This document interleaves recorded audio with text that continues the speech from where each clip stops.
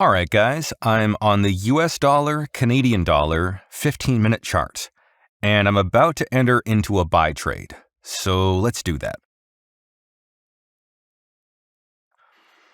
My stop loss is here. That's my entry point. That's my target. All the indicators were signaling to me that I could go long, and so I've entered the trade. Now I'm going to wait and see what happens, and I'll come back to monitor the trade. So it's just a few hours later, and I'm back, and we can see that we entered price here, we entered the market there, and our take profit target was hit right here. With this trade, we made $2,559.60 within just a few hours.